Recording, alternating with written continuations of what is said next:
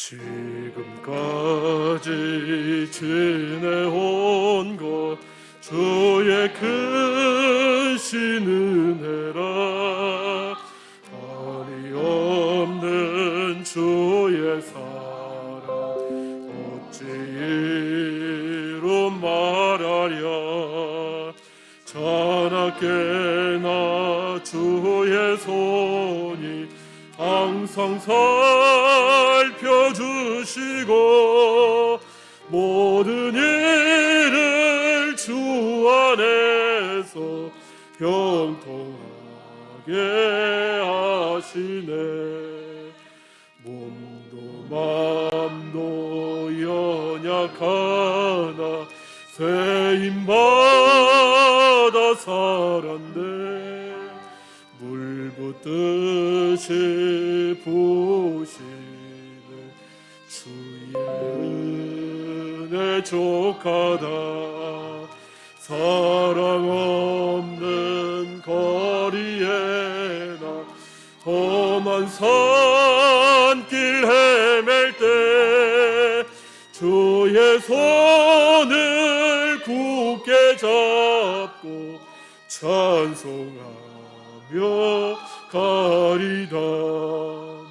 주님 다시 배올 날이 날로 날로 다가와 무거운 짐 주께 맡겨 벗을 날도 멀잖네. 나를 위해 예비하신 고향 집에 돌아가 아버지의 품 안에서 영원토록 살리라. 우리는 2021년 한 해를 돌아보면 우리가 지금 드린 찬양의 고백처럼 하나님의 한이 없는 은혜가 우리에게 임하여 여기까지 왔음을 알게 됩니다. 때로는 그 길의 여정 중에 힘들고 어려운 일도 있었지만 우리 주님의 손이 우리의 삶을 지켜주셔서 가장 좋은 길로 또 선한 길로 인도하여 주셨음을 우리는 이 시간 믿음으로 고백할 수 있습니다. 여러분, 이 시간에 우리가 함께 기도할 때에 하나님의 은혜와 사랑에 감사하며 기도할 수 있기를 원합니다. 또 우리에게 주신 하나님의 은혜와 사랑에 감사하는 기도와 더불어 하나님께 행여라도 용서를 구해야 되는 것이 있다면 이 시간 주님 앞에 내려놓을 수 있는 그러한 시간이 되기를 원합니다. 우리 주님은 말씀하십니다. 만일 우리가 우리 죄를 자백하면 그는 미쁘시고 의로우사 우리 죄를 사하시며 우리를 모든 불의에서 깨끗하게 하실 것이요. 이 시간 우리 기도할 때에 자유롭게 2021년 한 해를 돌아보면서 감사의 기도, 용서의 기도를 하나님께 올려드리도록 하겠습니다. 기도하시겠습니다. 아버지 하나님, 감당할 수 없는 은혜와 사랑이 우리에게 있어서 정말로 가장 연약한 모습으로 이 땅을 살아감에도 불구하고 하나님의 은혜를 덧입은 자로서 참으로 믿음의 삶을 이렇게 살아갈 수 있도록 은혜 주시니 감사를 드립니다. 우리가 무엇이 정말로 우리가 무엇이건데 하나님께서 우리를 사랑하여 주셔서 아버지 하나님, 아들은 포기할지언정 우리는 포기하지 않은 그 하나님의 사랑을 받게 하여 주시고 아버지 하나님, 정말로 시간마다 순간순간마다 걸음걸음마다 우리가 행하는 모든 일들 가운데 하나님의 은혜를 맛볼 수 있도록 인도하여 주시니 참 감사를 드립니다. 아버지 하나님, 정말로 그런 하나님의 은혜가 우리에게 있음에도 여전히 우리의 삶을 돌아보면 참으로 부족하고 정말로 어리석기 짝이 없는 그러한 인생을 우리가 살아왔음을 이 시간 고백하지 않을 수가 없습니다. 하나님께서 그토록 크신 은혜로 우리 가운데 함께하여 주시고 그 놀라운 은혜를 우리에게 부어주셨건만 우리는 때때로 너무나도 많은 순간 은혜에 합당한 삶을 살지를 못했습니다. 우리의 마음은 너무나도 이기적이었고 우리의 시선은 너무나도 세상을 사랑하였고 우리의 마음과 우리의 발걸음조차도 하나님을 향하여 있는 것이 아니라 이 땅을 향하여 나갈 때가 너무나도 많이 있었습니다. 오 아버지 하나님, 이 시간 우리를 긍휼히 여겨주시고 우리를 불쌍히 여겨주시소. 하나님의 놀라운 다시 한번 새롭게 하여 주시옵소서. 하나님, 우리는 너무나도 짝이었습니다. 우리는 너무나도 헛되겠습니다. 여전히 포기되어지지 않는 이기적인 욕망이 우리 가운데 있습니다. 아버지 하나님, 우리를 불쌍히 여겨주시소. 이러한 정말로 우리의 잘못된 삶에서, 이러한 우리의 잘못된 삶에서 우리의 심령이 다시 한번 아버지 앞에 새로워질 수 있는 놀라운 시간이 되어줄 수 있도록 하나님 역사해 주시옵소서. 2021년이 이제 마지막 시간을 향해 나가는데 여전히 아버지 하나님 우리에게 포기되어지지 않는 그런 것들이 있습니다. 하나님 아버지, 이 죄악된 것들이 아버지 앞에서 용서되어 주시기를 원합니다. 우리 주님의 놀라운 사랑으로. 만일 우리가 우리 죄를 자백하면 그는 미쁘시고 의로우사 우리 죄를 사하시며 우리를 모든 불의에서 깨끗하게 하실 것이요 말씀하신 하나님 아버지, 이 시간 우리가 주님께 감사의 기도와 함께 용서를 구하는 기도를 올려드렸습니다. 우리 죄가 너희 죄가 주홍같을지라도 눈과 같이 희어질 것이요 진홍같이 붉을지라도 양털같이 희게 되리라 약속하셨사오니 아버지 하나님, 이 시간 우리 죄를 깨끗이 씻어주시옵소서. 지금도 흐르는 주님의 보혈로 우리를 새롭게 하여 주시옵소서. 또한 아버지 하나님, 우리로 하여금 감사의 고백이 넘쳐날 수 있도록 인도해 주시니 감사를 드립니다. 아버지, 새해에는 우리의 입술을 통하여서 더 많은 감사의 고백이 하나님께 올려드려질 수 있도록 주님 인도하여 주시옵소서. 우리 구주 예수님의 이름으로 기도드리옵나이다. 아멘. 이 시간에 주보에도 또 그리고 앞에도 이제 준비가 되어 있는데요. 함께 드리는 기도문으로 하나님께 우리의 공동의 기도를 올려드리도록 하겠습니다. 함께 기도하겠습니다. 시간과 역사를 주관하시는 아버지, 하나님 아버지, 지난 한 해를 돌아보며 주님 앞에 나와 2021년을 마무리할 수 있도록 우리를 불러주시니 감사드립니다. 지난 한 해는 계속된 코로나 팬데믹으로 인하여 많은 생명을 잃었고 경제적으로 어려운 시간을 보냈습니다. 교회와 가정, 일터에도 사건과 사고, 어려움들이 있었습니다. 우리 신앙을 흔들고 낙심하게 하며 근심과 염려에 빠지게 했던 힘든 시간들도 있었습니다. 그러나 환난 중에 소망과 위로를 주시고 믿음으로 승리하게 하심을 감사드립니다. 지금까지 지내온 모든 것이 감당할 수 없는 주님의 사랑이요 주님의 은혜였습니다. 그러나 우리 삶을 돌아보면 주님 앞에 부족한 것뿐입니다.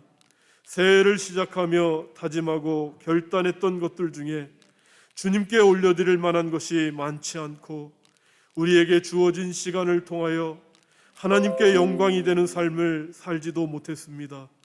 이 시간 묵은해를 보내고 우리의 마음을 새롭게 하는 시간이 되게 하여 주시옵소서. 모든 무거운 것과 얽매이기 쉬운 죄를 벗어버리게 하시고 정결한 마음으로 하나님께 가까이 나아가는 자녀가 되게 하여 주시옵소서. 예수님의 이름으로 기도드립니다. 아멘. 오늘 우리에게 들려주시는 하나님의 말씀은 구약성경 중에 예레미야 애가 5장 19절에서 22절까지의 말씀입니다. 구약성경 1150면에 있습니다. 예레미야 애가 5장 19절에서 22절까지의 말씀입니다. 이 계시의 말씀을 봉독할 때에 살아계신 하나님의 음성을 들으실 수 있기를 바랍니다. 여호와여, 주는 영원히 계시오며 주의 보좌는 대대에 이르나이다. 주께서 어찌하여 우리를 영원히 잊으시오며 우리를 이같이 오래 버리시나이까? 여호와여, 우리를 주께로 돌이키소서. 그리하시면 우리가 주께로 돌아가겠사오니 우리의 날들을 다시 새롭게 하사 옛적 같게 하옵소서. 주께서 우리를 아주 버리셨사오며 우리에게 진노하심이 참으로 크시니이다. 아멘.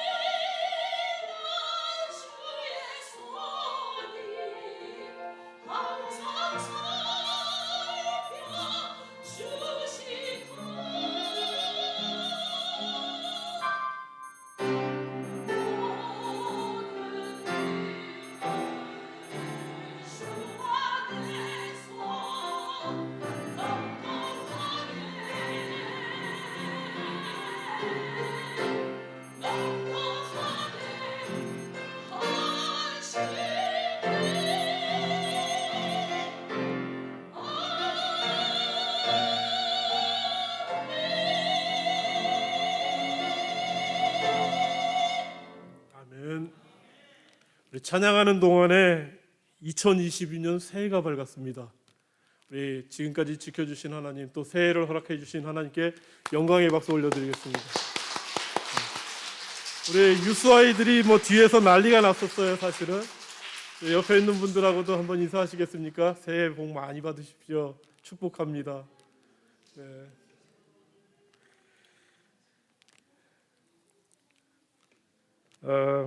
말씀을 전하기 전에 양해의 말씀을 드리는데요. 제가 아침부터 코와 목이 많이 안 좋아져가지고 조금 예방하는 차원에서 마스크를 쓰고 진행하는 것을 좀 양해해 주시길 부탁을 드리겠습니다. 사실은 얼마 전에 또 밀접 접촉자가 되는 그런 상황에서 제가 지금 검사를 받았는데 아직 결과가 나오지는 않았거든요. 그래서 또 조심하는 차원에서 마스크를 쓰고 진행하는 것 양해해 주시기를 부탁을 드리겠습니다. 말씀을 전하기 전에 감사의 예물 드리신 분들이 있어가지고 잠깐 기도하는 시간을 갖도록 하겠습니다. 정명순 권사님, 김영욱 장로님, 김정자 권사님 가정, 황관홍 집사님, 황선옥 권사님 가정에서 또 이희철 장로님 가정에서 감사의 예물 드린 것이 있습니다. 함께 기도하시겠습니다. 하나님 아버지, 지금까지 우리의 삶을 지켜주시고 보호하여 주시고 인도하여 주신 하나님의 은혜에 우리 모두가 감사하며 나아왔습니다. 아버지 하나님, 정말로 우리가 감사의 예배로 또한 감사의 찬양으로 하나님께 올려드리는 이 귀한 것 하나님께서 기뻐 받아 주시옵소서. 특별히 감사의 예물로 하나님께 올려드리는 귀한 손길들이 있습니다. 저들의 마음을 주님께서 사로잡아 주시고 늘 함께하여 주심으로 말미암아 하나님께 올려드리는 감사의 고백보다도 훨씬 더 많은, 또 훨씬 더 귀한 감사의 고백이 저들의 삶 가운데 넘쳐날 수 있도록 아버지 하나님 인도하여 주시옵소서. 주께 모든 것 감사드리며 예수님의 이름으로 축복하며 기도하옵나이다. 아멘. 대한민국 근대 사상계를 대표하시는 분 중에 다석 유영모라는 분이 계십니다. 이분은 1890년에 태어나신 분이신데요. 15살 때 예수 그리스도를 영접합니다. 그리고 이분이 20살 때 남강 이승훈 선생님, 그러니까 독립운동 가셨고요. 민족 33인 대표 중에 한 분이셨잖아요. 그 남강 이승훈 선생님이 세운 오산학교에 교사로 이제 재직을 하게 됩니다. 그러면서 2년 동안 재직하는 동안에 남강 이승훈 선생님도 예수 그리스도를 믿도록 전도를 하게 됩니다. 오산학교가 지금 오산고등학교 그쪽이 그 기독교 학교가 되는데 결정적인 이유가 바로 이 유영모 선생이 남강 이승훈 선생을 전도해서 그렇게 되었죠. 그런데 이 유영모 선생이 굉장히 특별한 일을 하신 분으로 좀 유명합니다. 뭐가 좀 특별하냐 하면 이분이 자기가 언제 죽을지 스스로 자기 죽을 날을 미리 정해놓습니다. 자기 생각에 한 66년만 살면 난 잘 사는 거다. 그래가지고 66년 동안만 난 살다가 이 땅을 좀 떠나야 되겠다. 그렇게 마음을 먹어요. 그래가지고 1956년 4월 26일을 자기 죽음의 날로 아예 정해버립니다. 그날을 자신의 최후의 날로 생각하고 하루씩 자기가 자신의 삶을 줄여서 이제 살아가는 겁니다. 그때부터 이분이 일기를 쓰는데요. 매일매일 내 삶이 하루씩 줄여져 가는 그것을 늘 인식하는 삶이다 보니까는 그 일기가 매우 깊은 내용으로 가득 차게 됩니다. 하루도 소홀함이 없이 최선을 다해서 살려고 자기 스스로 몸부리쳤다라는 것을 그 일기를 통해서도 알 수 있을 정도예요. 굉장히 좀 특이하죠. 여러분, 그 유영모 선생이 언제 별세하셨는지 아십니까? 66세인 1956년 4월 26일, 이날이 자기가 죽기로 이제 정한 날인데 그날 죽었을까요? 이분이 90세까지 살았어요. 1981년 90세의 일기로 별세를 하게 되는데요. 이분이 죽기로 한 날, 그 1956년 4월 26일 일기에다가 자기가 오늘 죽어야 되는 날인데 안 죽었잖아요. 뭐라고 썼는지 아십니까? 요한복음 12장 27절의 말씀을 기록해놨어요. 지금 내 마음이 괴로우니 무슨 말을 하리요?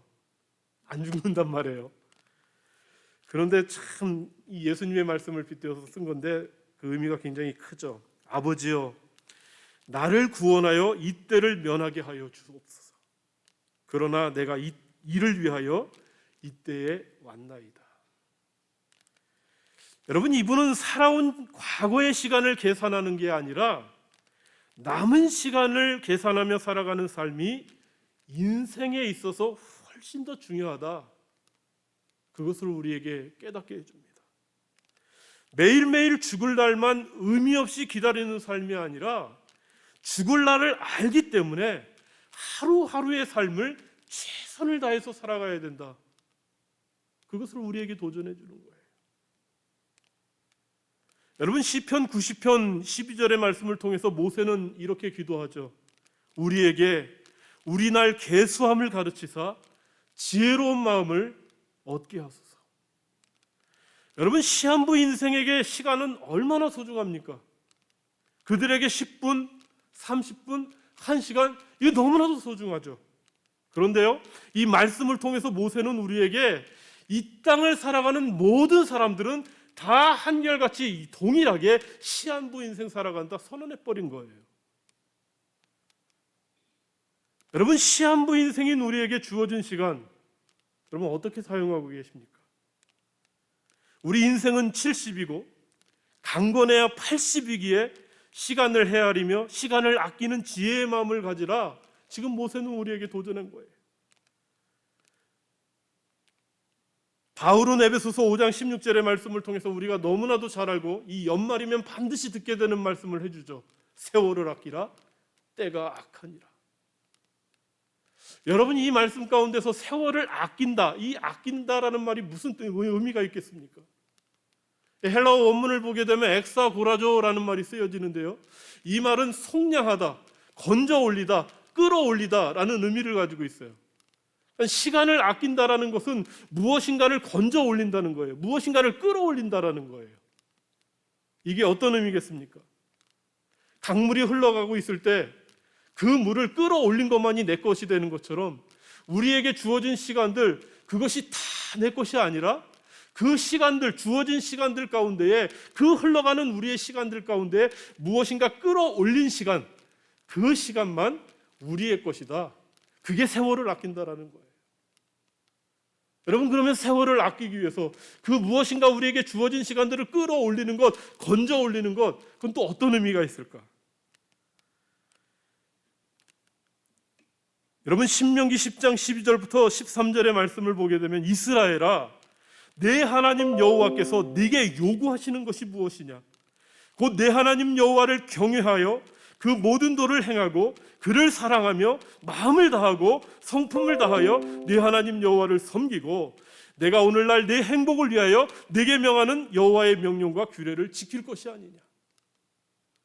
이 말씀을 보게 되면은요, 이 땅을 살아가는 우리에게 주어진 시간들을 끌어올린다는 것이 어떤 의미인지 분명하게 우리는 알 수 있죠. 그건 당연해요. 그럼 뭐냐면 하나님의 말씀대로 살아가는 것, 하나님의 뜻을 이루며 살아가는 것, 그 삶을 살아갈 때에 비로소 우리는 시간을 건져 올리고 시간을 아낄 수 있다라는 거죠. 나를 위해서 최선을 다해서 살아가는 것, 어떤 면에서는 굉장히 소중합니다. 그러나 나를 위해서 굉장히 최선을 다해서 살아가는 것도 우리가 정말 시간을 아끼는 삶으로 바꿀 수 있으려면 어떻게 해야 되느냐 하면 그 삶 자체가 하나님과 뭔가 관련이 있어야 된다는 거예요. 나를 위해서 나의 삶, 내게 주어진 삶을 최선을 다해서 살아갈 때에 이것을 왜 하느냐, 이게 굉장히 중요하다는 얘기죠.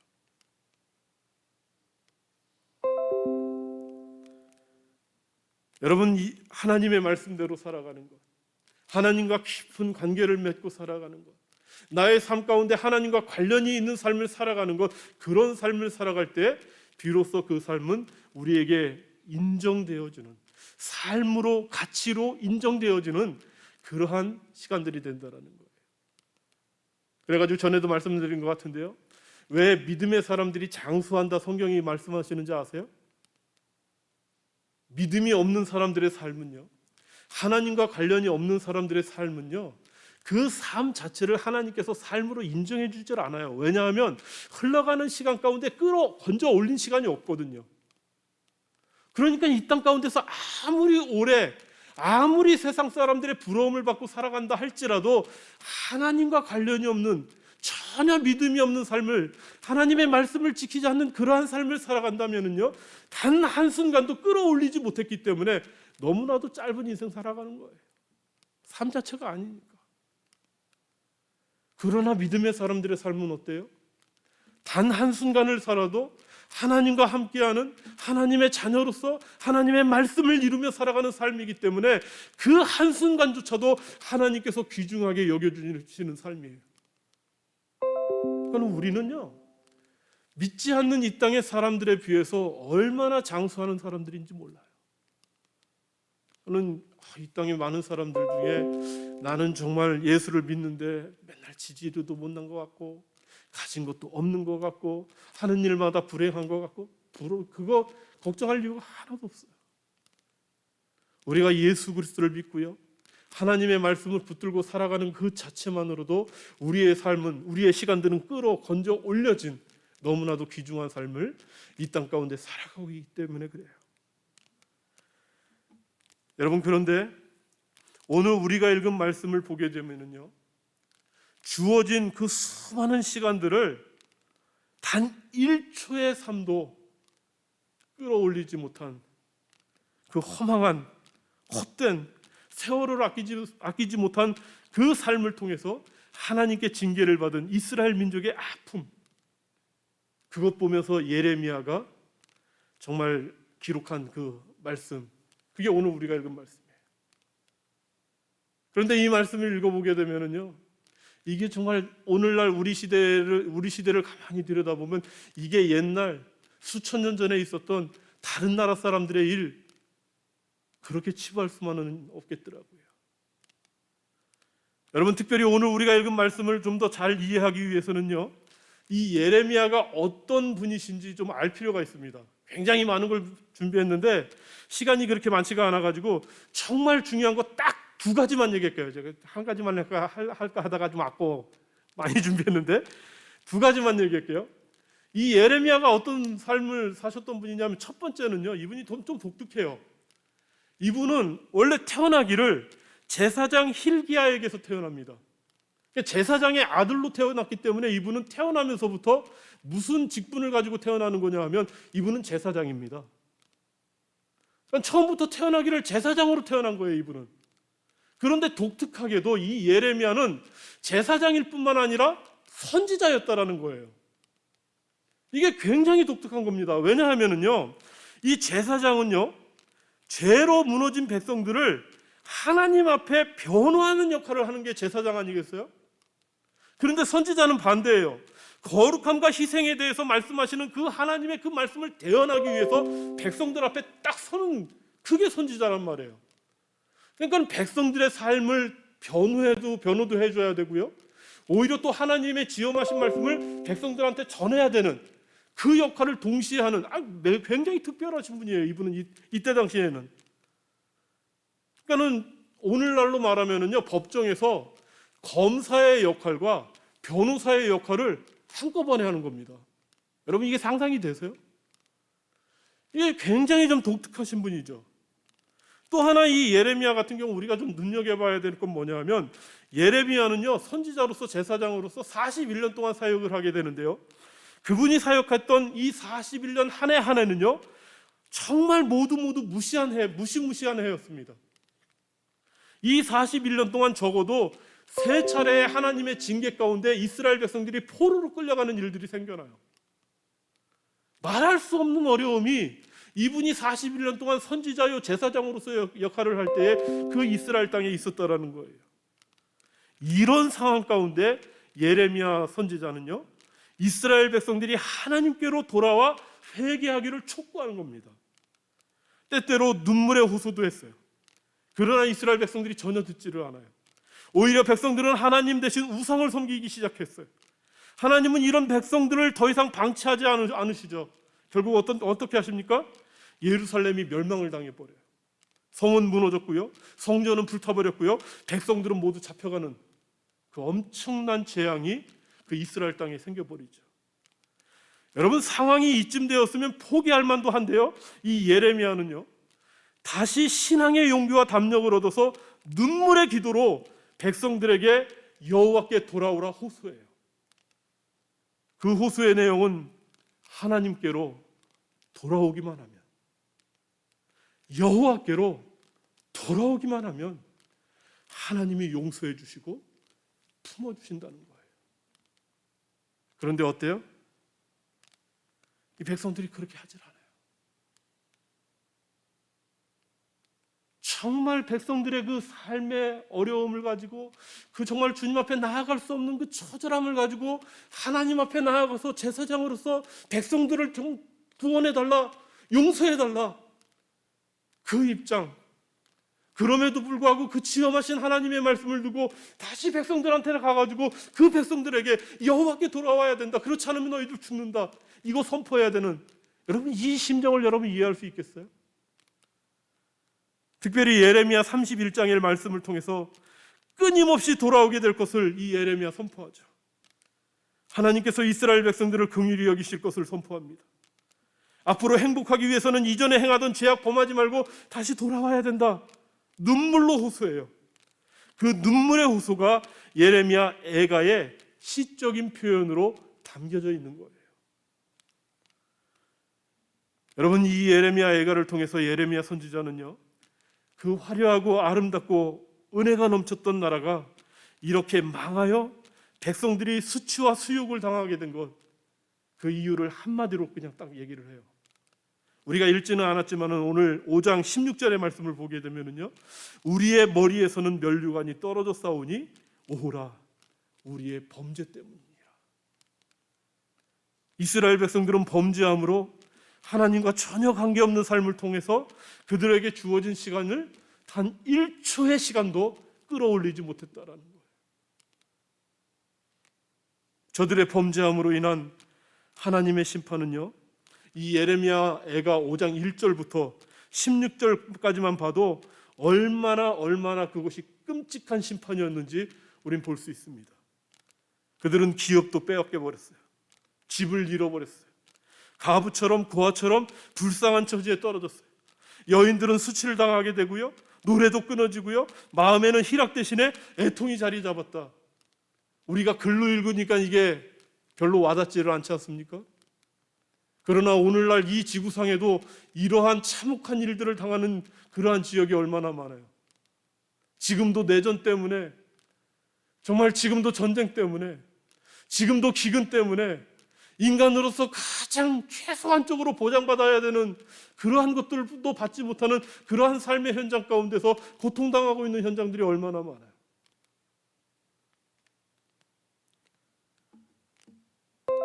그런데요, 이게 어디 그들만의 문제일 것만 같습니까? 꼭 그런 거는 아닌 것 같아요. 이게 오늘 우리들의 모습일 수도 있다라는 거예요. 하나님께 범죄함으로 우리에게 주어진 시간을 조금 더 건져 올리지 못한 채 기업도 잃어버리고 집도 잃어버리고 가부와 고아처럼 불쌍한 처지에 떨어지고 수치를 당하고, 그 정도는 아니라 할지라도 찬송 소리가 이미 우리 가운데 끊어진 지 오래고, 우리 마음속에 하나님께서 주신 기쁨이 사라진 지 오래고, 오히려 정말 슬픔이 우리 안에 자리 잡고, 정말 언제부턴가 감사의 고백이 사라지고 하나님을 찬송하는 그 입으로 원망을 쏟아붓는 모습. 여러분 어떻습니까? 이게 오늘날 특별히 팬데믹 시대를 살아가고 있는 오늘날 우리에게 너무나도 당연하게 일반적으로 일어나는 일들 아니겠어요? 하나님을 믿는다고 말은 하지만 그 믿음을 통해서 얻게 되는 하나님의 은혜가 경험되지를 않아요. 능력도 경험이 되지를 않아요. 감격과 감동도 없어요. 그래서 이 땅에 믿지 않는 사람들의 모습이 여러분 지금 우리들의 모습과 결코 다르지 않는 것, 우리 믿음의 현장 가운데서도 얼마든지 일어나고 있다는 사실이에요. 이런 상황 가운데서 예레미야는 하나님을 향하여 눈물의 기도를 드리는 거예요. 오늘 읽은 말씀을 표준 세번역 성경으로 다시 봉독해 드립니다. 주 하나님, 영원히 다스려 주시옵소서. 주의 보좌는 세세토록 있습니다. 어찌하여 주께서는 우리를 전혀 생각지 않으시며 어찌하여 우리를 이렇게 오래 버려두십니까? 주님, 우리를 주께로 돌이켜 주시옵소서. 우리가 주께로 돌아가겠습니다. 우리의 날을 다시 새롭게 하셔서 옛날과 같게 하여 주십시오. 주께서 우리를 아주 버리셨습니까? 우리에게 진노를 풀지 않으시렵니까? 이게 예레미야가 애가를 통해서 눈물의 선지자라고 불리우는 이 예레미야 선지자가 하나님께 울부짖은 기도예요. 여러분, 이와 같은 눈물의 기도는 오늘 이 땅을 살아가는 우리에게 너무나도 중요한 메시지를 몇 가지 주죠. 첫째는 우리의 소망이 오직 하나님께 있다라는 사실입니다.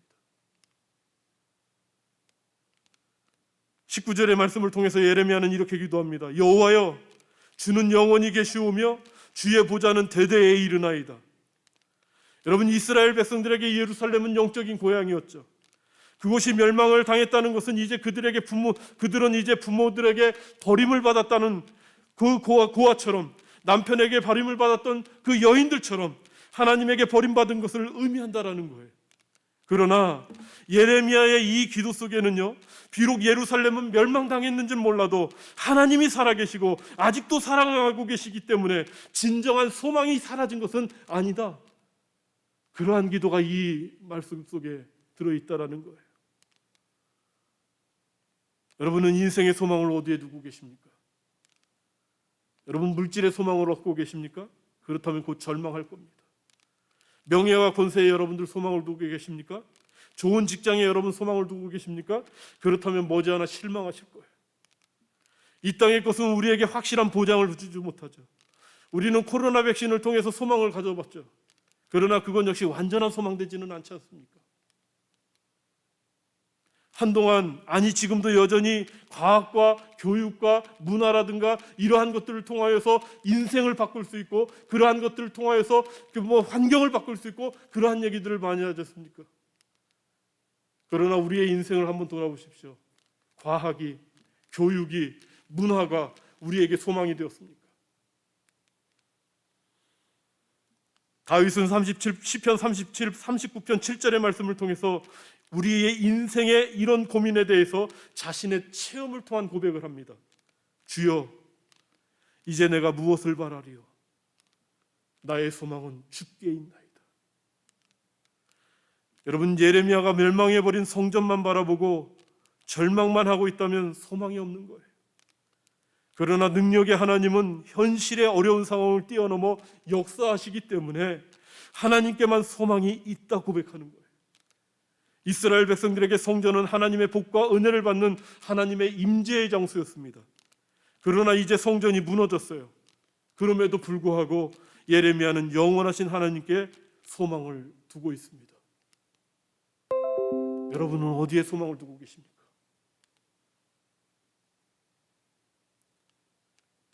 예레미야의 이 기도는 우리로 하여금 반드시 주님께로 돌아가야만 한다라는 사실을 또한 가르쳐주고 있어요. 본문 21절 상반전의 말씀을 통해서 예레미야는 여호와여, 우리를 주께로 돌이키소서, 그리하시면 우리가 주께로 돌아가겠사오니. 이스라엘 민족은 바벨론에 의해서 하나님께 심판을 받아 70년 포로 생활을 하죠. 원인이 어디에 있습니까? 저들은 하나님을 섬겼던 마음의 자리에 그 우상을 숭배하는 일들을, 그 악행을 행하게 되죠. 우상 숭배로 인하여서 저들은 하나님과 점점 멀어져 갔어요. 그러므로 비극의 시대를 살아가는 그 유다 민족이 살 길은 다시금 신앙의 길로 돌아오는 것이었습니다. 하나님의 전에서 찬송과 기도의 소리가 다시 들려져야 되는 거예요. 그럼에도 불구하고 그들은 하나님께로 돌아오지 못하게 되었고, 결국 유다의 마지막 왕이었던 시드기야는 애국과 결탁하고 바벨론에 항거하다가 이 바벨론 왕 느부갓네살에게 예루살렘을 오히려 빼앗기게 되죠. 여러분, 오늘 우리의 모습은 어떻습니까? 소위 배운 사람들, 또 사회에서 인정받는 사람들이 팬데믹 이후에 교회에 대해서 얘기를 합니다. 그들이 얘기하는 것을 보게 되면 굉장한 설득력이 있죠. 그런데 함정이 있어요. 하나님께 돌아와야 한다라는 것이 배제되어 있는 경우가 많이 있습니다. 나타나는 현상적인 일들에 대해서 이야기를 하다 보니까 그럴 수도 있겠다라는 생각은 드는데, 가장 시급한 것은 우리가 하나님께로 돌아와야 한다라는 사실, 그걸 망각하고 있을 때가 많아요. 팬데믹 이전에 형식만 있었던 예배의 모습들, 능력도 없었던 그 기도의 모습들, 능력도 없이 껍데기만 있었던 우리의 잘못된 신앙의 모습에서 진정한 신앙의 자리로 나와야 하는 것이 먼저 그들로 하여금 지적이 돼야 되는데요, 그런 얘기 없어요. 이제 더 이상 사람들이 모이는 것을 두려워하고요, 이미 대세는 영상 예배 쪽으로 기울었기 때문에 모이는 문제부터 다시 생각해야 봐야 된다, 그런 얘기들을 해요. 여러분 생각해 보십시오. 이 바벨론 포로 기간 때에 성전이 무너졌어요. 그래서 포로로 끌려간 사람들, 그곳에서 하나님을 예배하기 위해서 회당이라는 것이 생겨나지 않았습니까? 각 지역들마다 성전 자체는 없지만 우리가 함께 모여서 하나님을 같이 다른 모습으로라도 찬양해야 되겠다. 그로부터 수백 년이 흘렀을 때에 히브리서 기자는 우리에게 뭐라고 도전합니까? 모이기를 피하는 어떤 사람들의 습관과 같이 하지 말고 오직 권하여 그날이 가까이 오물 볼수록 더욱 그리하자. 2000년이 지났는데도 지금도 여전히 각 처소에서 예배하는 현장들이 이렇게 살아있는데, 판단을 해도 뭔가 한참 잘못 판단하는 거예요. 여러분, 말씀은 우리에게 분명히 하나님께로 돌아가야 될 것, 그것이 우선임을 우리에게 분명하게 선언해 주고 있다는 거예요. 마지막으로 한 가지는 우리는 하나님과 화목해야 된다는 것입니다. 21절 하반절을 보시면 우리의 날들을 다시 새롭게 하사 옛적 같게 하옵소서. 이스라엘 백성들이 하나님과의 관계 속에서 불화가 있었던 원인은 저들이 하나님에게로서 떠나서 우상을 숭배했기 때문입니다. 여러분, 그렇다면 이제 저들은 하나님과의 화목을 위해서 우상을 버리고 여호와께 돌아와야 하는 거예요. 하나님을 섬겼던 예루살렘으로 돌아와야 되는 거예요. 그러나 문제는 이미 예루살렘이 바벨론에 의해서 완전히 파괴되어서 제사장들은 끌려가 버렸어요. 그렇기 때문에 예레미야는 이전에 자유롭게 하나님께 예배를 드리던 예루살렘 성전의 회복을 위해서 기도할 수밖에 없었다라는 거죠. 말씀이 자유롭게 선포되고 그 말씀에 백성들이 기쁨으로 아멘하고 실제의 삶 속에서 말씀대로 살아가는 그 삶이 다시금 회복되기를 기도할 수밖에 없었다라는 사실이에요. 우리의 날들을 다시 새롭게 하여 주시옵소서. 옛적 같게 하여 주시옵소서. 그런데 이 말씀 가운데 우리가 눈여겨봐야 되는 표현이 하나 있어요. 그건 뭐냐면 옛적 같게. 도대체 그 옛적이 뭘 얘기하는 건가? 어느 시기가 모델이 되어야 되는가? 우리가 한번 좀 생각해 볼 필요가 있잖아요. 그래야 그 옛적 같게 우리의 날들이 새로워져야 되는 겁니다. 이 말씀에서 옛적이라는 이 말을 원문을 찾아보니까는요, 이 옛적이라는 표현과 동일하게 사용된 두 시기가 있더라고요. 하나는 시편 55편 19절의 말씀에 나와요. 옛부터 들으시는 하나님이 들으시고. 이 말씀은 무슨 얘기를 하는 겁니까? 태초부터 계신 하나님을 통해 첫 번째 창조 때를 얘기하는 거예요. 그 옛적과 같이 우리를 새롭게 해달라는 거예요. 또 한 가지는 어디냐 하면 느헤미야 12장 46절의 말씀을 보게 되면 옛적 다윗과 아삽의 때, 그때를 얘기하고 있습니다. 여러분, 창조 때와 다윗의 때의 가장 큰 특징이 뭔지 아십니까? 그때 하나님과 너무나도 화목했다라는 거예요. 그때는 오늘날과 같은 예배가 필요가 없을 정도로, 그 창조 때에는 하나님과 늘 동행하고 하나님과 만나는 것이 너무나도 당연했기 때문에 하나님을 만나는 이와 같은 예배의 형태가 필요가 없었다는 거예요. 왜요? 늘 하나님과 함께하는 그 삶이 그것 자체가 예배였기 때문에. 그리고 다윗 때는 어떤 때였습니까? 다윗 때는요, 이 땅에서 인간이 예배를 드렸던 가장 아름다운 예배가 하나님께 올려졌던 그 시기예요.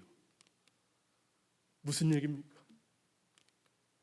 하나님과의 관계가 가장 아름다웠던 그 시기가 바로 옛적이라는 거예요. 하나님께 가장 아름다운 예배들이 올려졌던 그 시기가 바로 옛적이라는 거예요. 지금 예레미야는 우리에게 뭘 도전하는 거예요? 우리의 날들을 새롭게 하여 주시옵소서. 도대체 어떻게? 태초에 하나님과 그 관계가 너무나도 아름다웠던 그 관계, 다윗 때에 하나님께 너무나도 아름다운 예배가 드려졌던 그 시기, 그때처럼 오늘날 우리를 새롭게 해달라는 거예요. 여러분, 오늘 이 시대에 우리의 날들도 예레미야가 기도했던, 예레미야가 꿈꾸고 소망했었던 그 옛적과 같은 그 놀라운 일들이 우리 가운데 회복될 수 있기를 원해요. 그래서 깨어진 하나님과의 관계가 회복될 수 있기를 바랍니다. 막혔던 하나님을 예배하는 그 예배의 현장이 정말로 우리 가운데 다시 회복되는 놀라운 역사가 다시 한번 나타나게 되기를 원해요.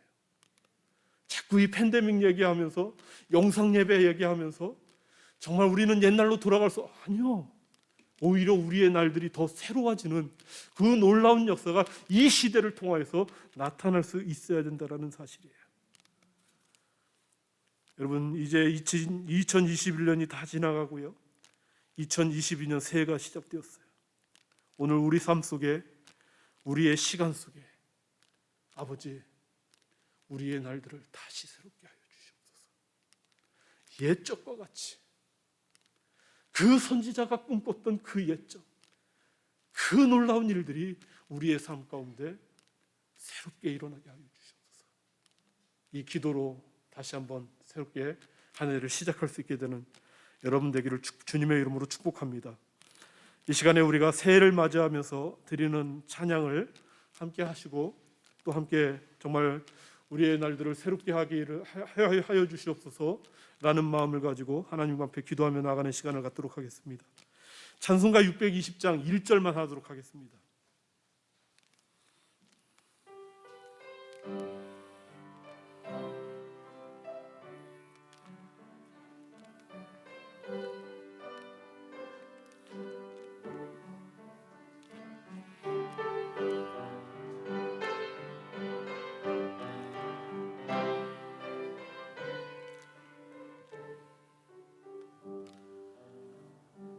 여기에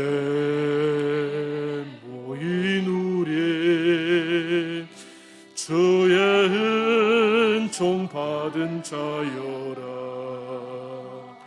주께서 이 자리에 함께 계심을 아노라. 언제나 주님만을 찬양하며 따라가리니 시험을 당할 때도 함께 계심을 믿노라. 이 믿음 더욱 굳세라. 주가 지켜주신다. 어두운 밤에도 주의 밝은 빛 인도하여 주신다. 여러분, 이 시간에 오늘 들려주신 말씀을 생각하시면서 함께 기도하기를 원하는데요, 하나님 아버지, 새로운 한 해를 시작하면서 우리의 소망이 오직 주님께 있음을 인정합니다. 우리가 여전히 우리를 기다리시는 우리 주님께 다시금 돌아가길 원합니다. 하나님 아버지, 우리의 날들을 새롭게 하여 주시옵소서. 주님과 화목하게 하여 주시고 주님과의 온전한 관계가 새로워지는 놀라운 그러한 새로운 한 해가 될 수 있도록 하나님 인도하여 주시옵소서. 이러한 마음을 가지고 이 시간에 조용히 기도하는 시간을 갖도록 하겠습니다. 함께 기도하시겠습니다. 아버지 하나님, 새로운 한 해를 우리에게 허락하여 주시니 참 감사를 드립니다. 아버지께서 허락하여 주신 2022년, 우리가 이렇게 시작하면서 이 시간 하나님 앞에 기도하며 나아갑니다. 하나님, 우리의 날들을 새롭게 하여 주시옵소서. 우리가 정말로 온전히 하나님께만 소망을 두고 나아갈 수 있도록 인도하여 주시고, 아버지 하나님, 정말로 이 땅을 살아가는 동안에 아버지, 세상을 향하였던 발걸음, 우리의 마음들, 우리의 생각들, 우리의 모든 것들이 다시금 주님께로 돌려지는 귀한 역사가 우리의 인생 가운데 오늘 결단되어 줄 수 있도록 하나님 인도하여 주시옵소서. 이제 새롭게 시작하는 이 시간에 하나님, 우리의 마음을 새롭게 하여 주시옵소서. 우리의 심령을 새롭게 하여 주시옵소서. 우리에게 새 은혜, 새 능력을 부어 넣어 주심으로 말미암아 다시금 정말로 하나님의 은혜를 붙들고 나아갈 수 있도록 인도해 주시고, 아버지 하나님의 은혜를 삼하며 나아갈 수 있도록 인도하여 주시고, 그렇게 행할 때에 아버지 하나님, 우리 가운데 역사하여 주셔서 그렇게 살지 않고는 견딜 수 없는 그러한 인생 되어질 수 있도록 역사하여 주시옵소서. 하나님만을 붙들며 나아가는 모든 심령들마다 다시 한번 정말로 주님의 크신 은혜를 경험할 수 있도록 인도해 주시고, 새롭게 시작하는 이 새해가 하나님께 온전하게 올려드릴 수 있는 그러한 심령 시간들이 되어질 수 있도록 하나님 역사하여 주시옵소서. 살아계신 하나님 아버지, 새롭게 시작하는 2022년, 아버지 하나님, 정말로 우리가 우리의 날들을 새롭게 하여 주시는 하나님의 은혜를 덧입을 수 있도록 인도하여 주시옵소서. 우리로 하여금 옛적과 같이 우리의 삶이 새롭게 회복되어질 수 있도록 인도하여 주셔서 하나님과 화목을 이루게 하여 주시고, 우리의 인생 가운데 가장 아름다운 예배를 하나님께 올려드릴 수 있는 저희들의 삶이 될 수 있도록 하나님 인도하여 주시옵소서. 무엇보다도 오직 하나님께만 소망을 두는 인생 되기를 원합니다. 날마다 이 땅의 것을 바라보는 인생이 아니라 오직 하나님께만 우리의 소망을 걸고 이 땅 살아갈 수 있는 저희들의 삶이 될 수 있도록 아버지 하나님 역사하여 주시옵소서. 간절히 바랍니다. 우리의 마음과 우리의 발걸음과 우리의 시선이 여전히 이 땅을 향해져 있다면 아버지 하나님께로 돌릴 수 있도록 인도하여 주시옵소서. 아버지 하나님께로 나아갈 수 있는 저희들 삶이 될 수 있도록 주님 역사하여 주시옵소서. 그렇게 행하실 주님을 찬양하며 우리 구주 예수님의 이름으로 기도드리옵나이다. 아멘. 이 시간에 우리 함께 드리는 기도 함께 하시겠습니다. 사랑과 은혜가 풍성하신 하나님 아버지, 이 시간 우리에게 새해를 맞이하게 하시고 새로운 시작의 시간을 주님과 함께 할 수 있도록 인도하여 주시니 감사드립니다. 새해에도 함께 하시는 임마누엘 하나님과 동행하는 삶이기에 단 한순간을 살아도 아름답고 귀한 삶이 되게 하여 주시옵소서. 우리에게 주어진 세월을 아끼며 주님의 뜻을 분별할 수 있는 지혜를 주시고 그 뜻에 순종할 수 있는 용기와 능력도 허락하여 주옵소서. 새해를 맞이하는 이 시간, 새 은혜, 새 포도주를 담을 수 있도록 새 부대를 준비하는 복된 시간이 되게 하옵소서. 2022년 새해에는 팬데믹으로 인한 어려움이 끝나게 하시고 분열과 갈등의 문제들, 수많은 자연재해로 인해 고통당하는 현장들, 전쟁과 폭력으로 내일을 보장받지 못하는 지역들, 가장 기본적인 삶조차 보장이 안 되어 신음하는 사람들, 복음을 듣지 못한 채 죽어가는 선교의 현장들이 우리를 새롭게 하시는 하나님으로 인하여 소망을 얻을 수 있도록 인도하여 주시옵소서. 무엇보다 이 땅에 흩어진 교회들이 예수 그리스도의 구원과 생명을 전하는 소망의 사역을 아름답게 감당할 수 있게 하여 주시옵소서. 예수님의 이름으로 기도드립니다. 아멘. 이 시간에는 황주홍 목사님 나오셔서 성찬식을 집례해 주시고요, 축도해 주시고 축도까지 해 주시도록 하겠습니다.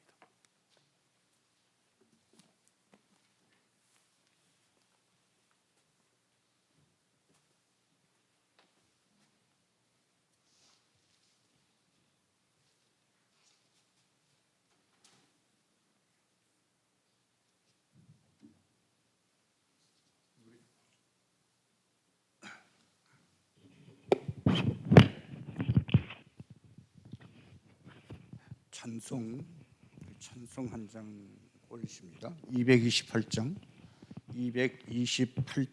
찬송 들으시면서 뒤에 성찬식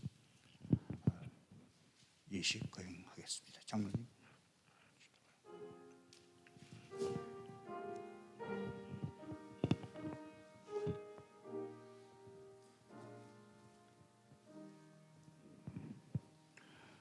오 나의 주님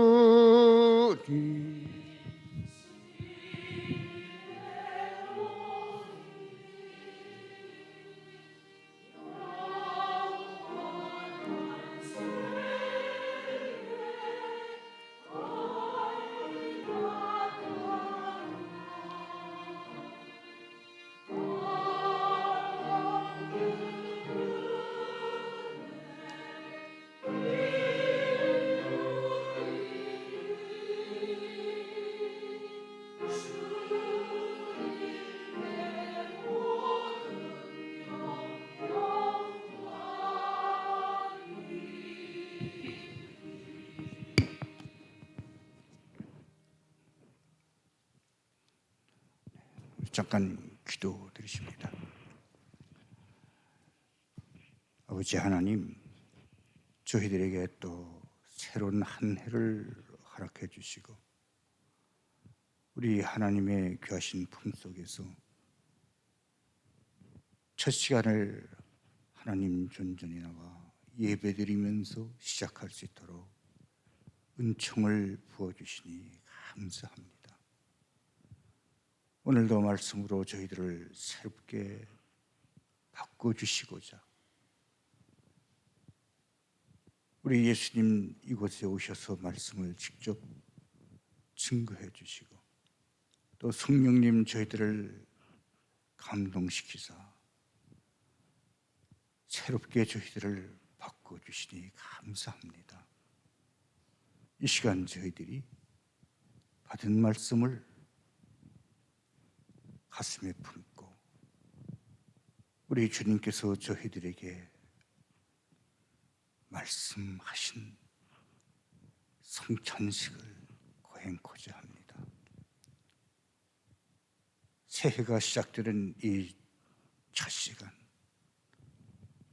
우리 주님과 하나 되는 귀한 예식에 동참기를 원하오니 이 예식에 참여하는 모든 주님의 백성들을 축복해 주시고 진실로 금년 한 해 새롭게 시작된 이 새해에 주님과 동행하며 영광을 바치는 아름다운 주님의 사람들이 되게 하옵소서. 예수 그리스도 이름으로 기도드리옵나이다.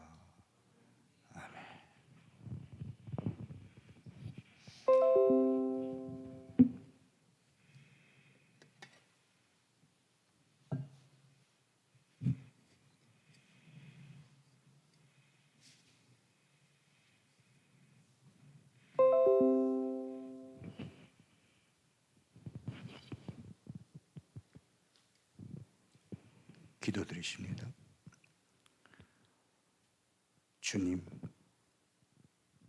주님께서 이 땅에 오셔서 저희들을 구원하시기 위하여 십자가의 길을 가시기 직전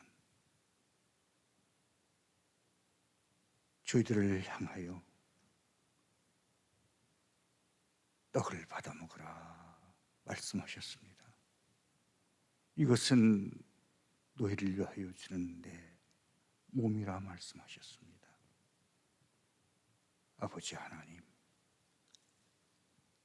이제 주님의 살을 떼어 제자들에게 주신 그 귀한 현장에 저희들이 들어가서 이 떡을 뗍니다. 오늘 주신 그 말씀을 그대로 저희들이 실천할 수 있도록 이제 돌이켜 새로워짐으로 말미암아 우리 주님과 화합된, 그래서 주님께서 원하시는 가시는 곳에 저희들의 몸이 따라가고 우리 주님께서 멈추시는 그곳에 저희 몸이 멈추었으면서 언제나 주님과 동행하는 그런 한 해를 지낼 수 있도록 축복해 주시옵소서. 두 손을 높이 드시고 이 떡을 떼는 자마다 진실로 2022년 이 한 해는 나의 육신이 주님과 하나 된 몸이 돼서 언제나 주님과 동행하는 삶을 살았노라. 주님 앞에 고백드릴 수 있는 그 한 해가 되게 하옵소서. 예수 그리스도 이름으로 기도드리옵나이다. 아멘.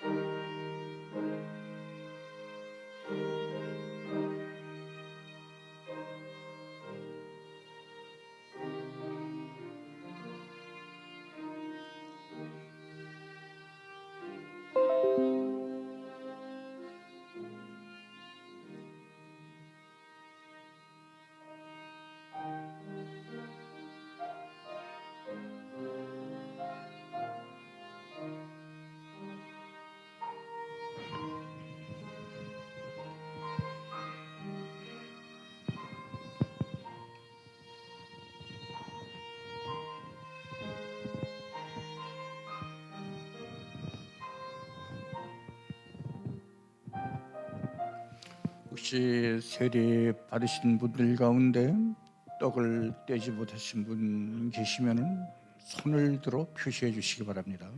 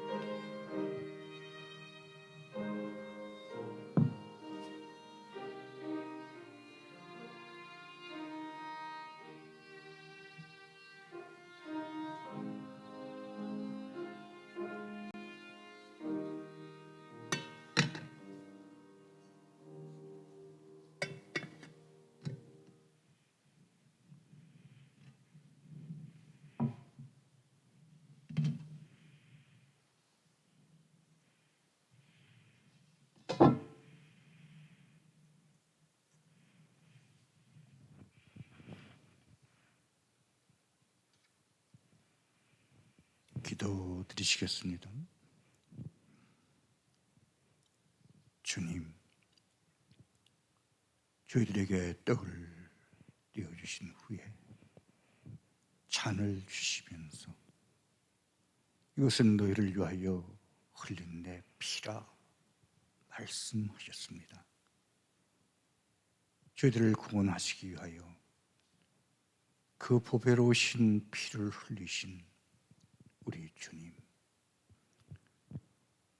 이제 저희들이 이 잔을 받습니다.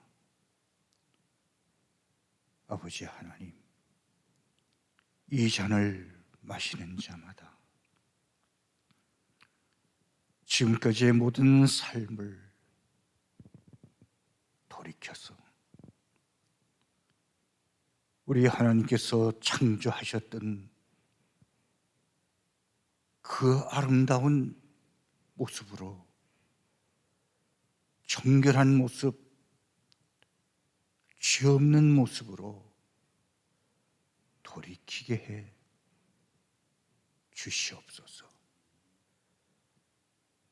우리 하나님 존전에 힘을 다하여 예배드리며 영광을 돌리는 그런 예배자들이 또한 되게 하여 주시옵소서.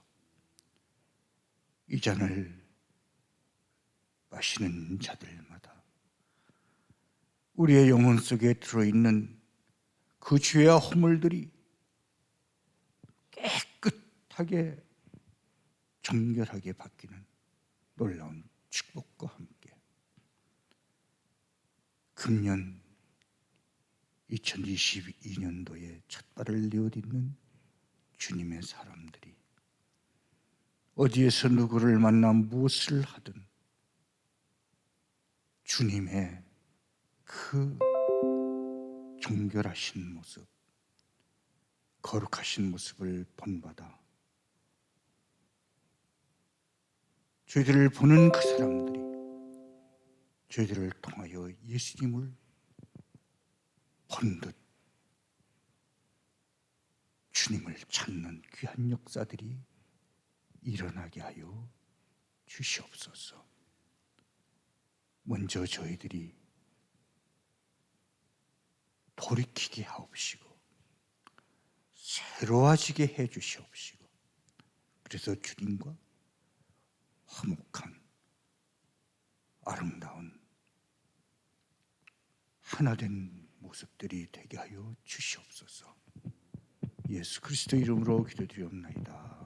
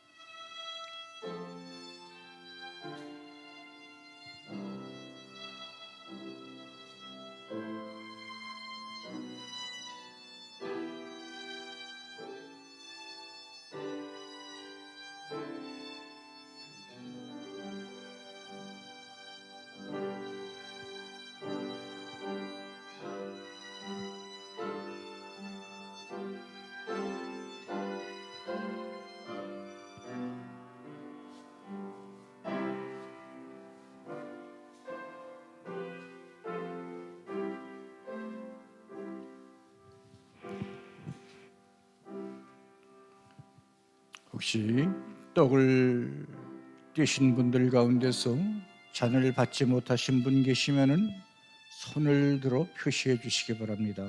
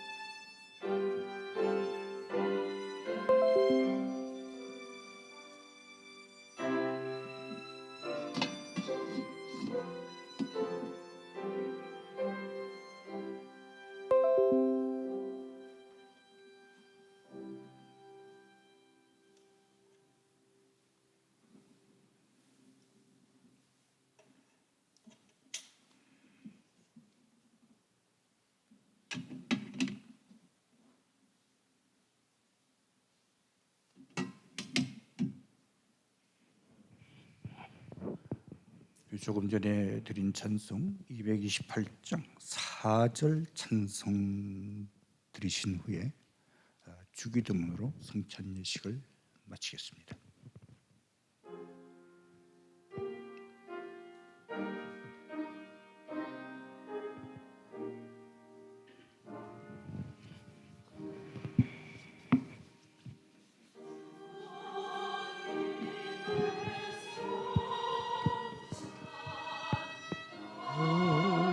때마다 하늘의 기쁨 우리 맛보고 어린 양 잔치 찬양하리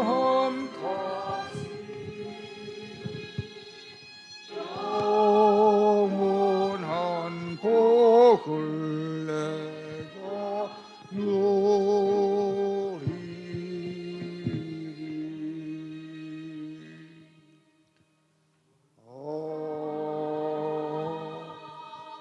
아멘.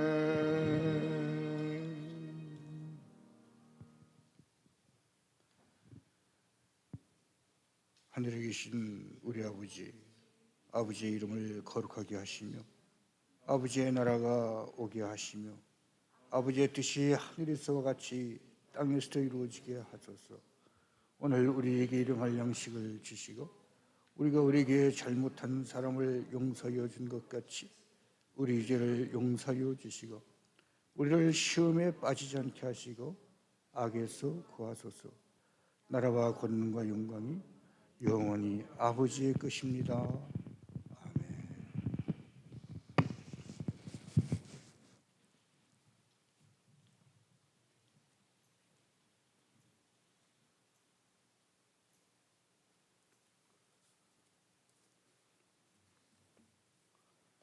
새해 인사드립니다. 새해 복 많이 받으세요. 해피 뉴 이어.